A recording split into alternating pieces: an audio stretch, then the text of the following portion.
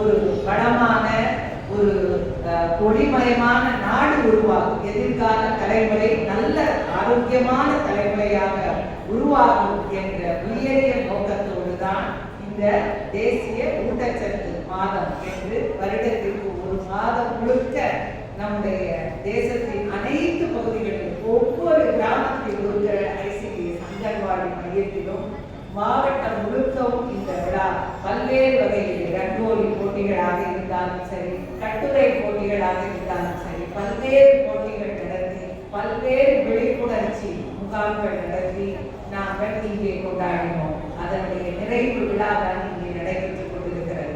நம்முடைய மாவட்டத்தை பொறுத்தவரை 25,000 மாணவர்கள் இந்த மாணவ மாணவிகள் இளம் குழந்தைகள் 2 வயதுக்கு உட்பட்ட குழந்தைகள் நம்முடைய அங்கன்வாடி மையங்களில் இருக்கிறார்கள்.